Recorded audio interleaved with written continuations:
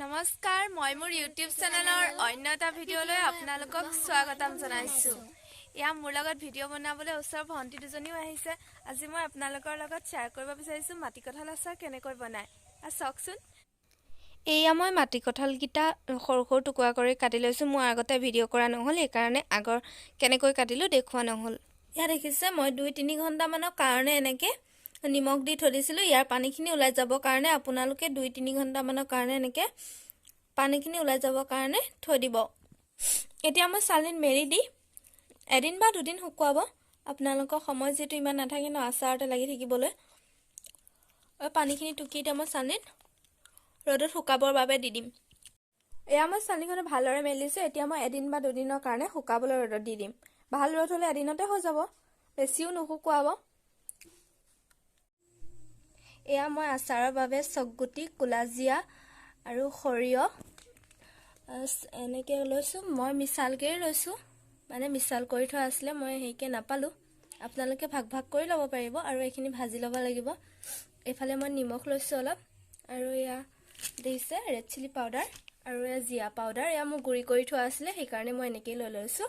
আৰু এইখিনি বলকচোন এতিয়া মই ভাজি লওঁ। তাৰপৰা আছে এয়া অলপ মই জলকীয়া। এয়া মই কেৰাহীখন গৰম কৰি লৈছোঁ পূৰা মছলাখিনি ভাজিবলৈ। বেছি গৰম নকৰিব। এয়া মই মছলাখিনি দি দিছোঁ। তাৰপৰা অলপ দেৰি ভাজি মচলা নিচিনা হ'লে কাঢ়ি পেলাই মিক্সিত গুড়ি কৰি ল'ব। গোন্ধ ওলাইছে, ইমানটো জোখতে ৰাখি দিব, নহ'লে বেছি নকৰিব, তিতা হ'ব। মই ইমানটো জোখতে গেছৰ ফ্লেমটো অফ কৰি দিম। এয়া দেখিছে মছলা মই পিচি কৰি ৰেডি কৰি ল'লোঁ। তাৰপৰা এতিয়া বলকচোন আচাৰখিনি বনাওঁ। এয়া মই মাটি কঁঠালখিনি 2-3 দিন মানৰ কাৰণে শুকুৱাই ল'লোঁ। মোৰ 3-4 দিন মানে হ'ল, বেছি দিন শুকুৱাব মই গ'ল দেখিছেনে। ইমান নুশুকুৱালেও হয়, 2 বা 3 দিন ৰ'দত দিলে বেছি ভাল হয়। আৰু আপোনালোকে 2 বা 3 দিনে ৰ'দত দিব। এয়া কেৰাহীখন মোৰ ভালদৰে গৰম হৈ গৈছে। এতিয়া মই ইয়াত মিঠাতেল দিম। আপোনালোকৰ মতে তেল দিব, মই মোৰ জোখমতে তেল দিম। গৰম কৰি দি দিব পৰা হ'ব নহয় জানো। আপোনালোকে এনেকৈ চাবচোন। এয়া মই তেলখিনি দি ভালদৰে অলপ গৰম হ'বলৈ দিম, নহ'লে বেছি গৰম নহ'লে কেঁচা তেল গোন্ধাই থাকিব। এয়া দেখিছেনে ধোঁৱা ওলাই গৈছে, তাৰমানে কেৰাহীৰ তেলখিনি বহুত গৰম হৈ গৈছে। এতিয়া মই ইয়াত যিখিনি জলকীয়া, মই কেঁচা জলকীয়া নাপালোঁ, ঘৰত নাছিলে, সেইকাৰণে 2টাই আছিল, 2টা দি দিছোঁ। এয়া জলকীয়া গৰম হৈ গ'ল, পূৰা তেল গৰম হৈছে। এতিয়া মই ইয়াত গেছৰ চুইচটো কম কৰি যিখিনি গোটা মছলা আছিল, মানে গোটাকৈ আনিছিলোঁ, সেইখিনি দি দিম। এয়া দেখিছে গোটা মছলা, ক'লা জিৰা, চকগুটি, আপোনাৰ এইটো সৰিয়হ, এয়া এনেকুৱা মছলা মই 2 চামুচ দিছোঁ। এয়া চাওক ধুনীয়াকৈ মছলাখিনি কালাৰ আহি গৈছে, মানে সৰবোৰ ফুটে, সেইকাৰণে গোটেইখিনি ভিডিঅ' কৰা নহ'লে।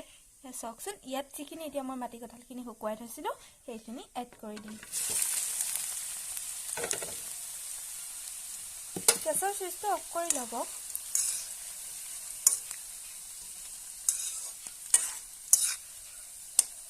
ইয়াত কালাৰৰ বাবে অকণমান হালধি দিব পাৰে।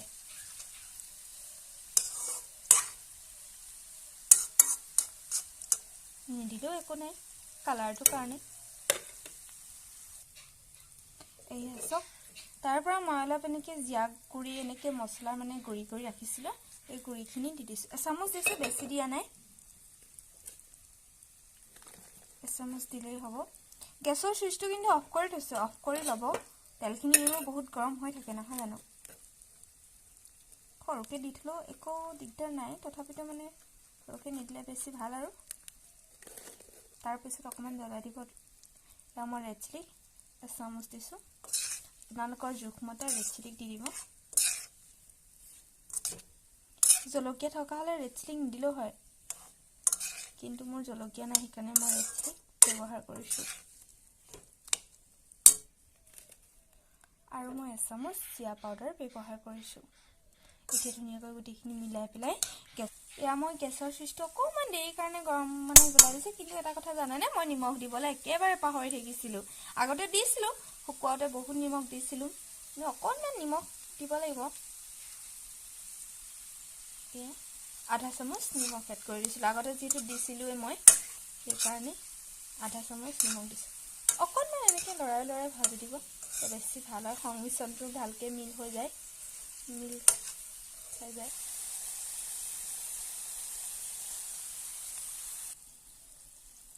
এইয়া চাওক মোৰ মাটি কঁঠালৰ আচাৰ ৰেচিপি তৈয়াৰ হৈ গ'ল। এতিয়া আপোনালোকে কমেণ্ট কৰি জনাবচোন কেনেকুৱা লাগিছে। আপোনালোকে এনেকৈ ঘৰতে ট্ৰাই কৰি চাব আৰু ভিডিঅ'বোৰ চাই কিন্তু মানে ছাবস্ক্ৰাইব কৰি নিদিয়ে, ছাবস্ক্ৰাইব কৰি দিব, তেতিয়া আৰু এটা ভিডিঅ' দিবলৈ অকণমান অনুপ্ৰেৰণা পাওঁ। আপোনালোকৰ সহায় সহযোগিতাতে আগবাঢ়ি যাব পাৰিম, নহয় জানো? আপোনালোকে কমেণ্ট কৰি জনাবচোন আপোনালোকক কিহৰ ৰেচিপি লাগে, কি আচাৰৰ ৰেচিপি লাগে। মই বাৰু আপোনালোকক বনাই দিবলৈ চেষ্টা কৰিম।